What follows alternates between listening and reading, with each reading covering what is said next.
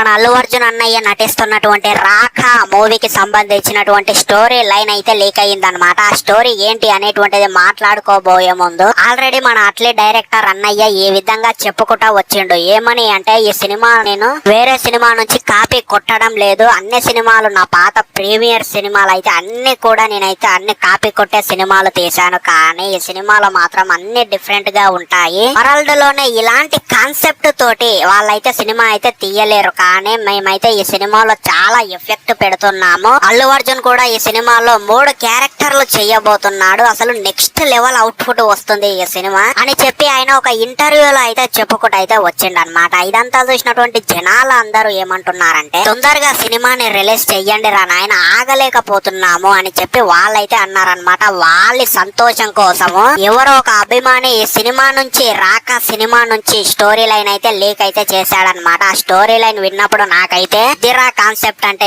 ఇదిరా ఈ విధమైనటువంటి స్టోరీ లైన్ తోటి రావాలి రా అనేటువంటి విధంగా అయితే నాకైతే అనిపించింది ఫ్రెండ్స్. ఇంతకీ ఆ స్టోరీ ఏంటి అంటే, మన అల్లు అర్జున్ అన్నయ్య చిన్నప్పటి నుంచి ఒక అరుదైన వ్యాధితోటైతే బాధపడుతుంటాడంట. పగలు మంచిగా సహాయం అందరికి చేసేటువంటి మంచి వాడిలాగా ఉంటాడంట, కానీ రాత్రి అయ్యేసరికి తనలో మార్పు మొత్తం చేంజ్ అయ్యి జనాల మీద కోపం పడేటువంటి వ్యక్తిలా, అదే విధంగా తనను తాను కంట్రోల్ కూడా చేసుకోలేకపోయేటువంటి వ్యాధి అయితే అతనికి అయితే వస్తుందంట ఫ్రెండ్స్.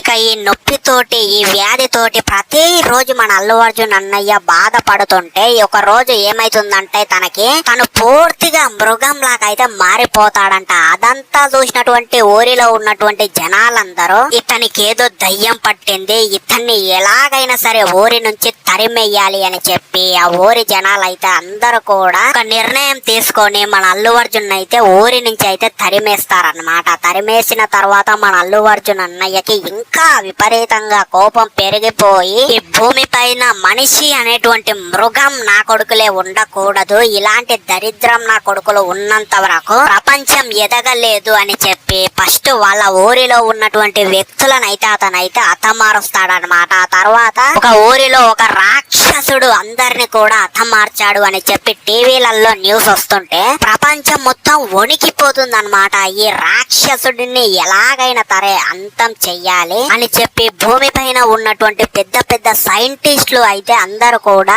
ఎక్కడున్నాడు వీడు అని చెప్పి రీసెర్చ్ అయితే చేస్తారనమాట. కానీ మన అల్లు అర్జున్ అన్నయ్య మాత్రం రాక్షసుడు కదా ఈ రాకా సినిమాలో, భూమి పైననే కాదు వేరే గ్రహాల పైన కూడా నివసించవచ్చు, అలాంటి వ్యాధి అయితే తనకైతే వస్తుందన్నమాట. ఆ తర్వాత భూమి పైన అందరూ సైంటిస్టులు అందరూ వెతుకుతారు, కానీ మన అల్లు అర్జున్ అన్నయ్య అయితే అక్కడైతే ఉండడు. ఆ తర్వాత సైంటిస్టులు అందరూ కూడా ఎలా మన అల్లు అర్జున్ అన్నయ్యని కనిపెట్టారు, రాక అనేటువంటి వ్యక్తిని ఎలా రీసెర్చ్ చేసి ఎలా పట్టుకున్నారు అనేటువంటిదే ఈ సినిమా స్టోరీ లైన్ అన్నమాట. ఈ స్టోరీ లైన్ అయితే నాకైతే పిచ్చిగా నచ్చింది ఫ్రెండ్స్.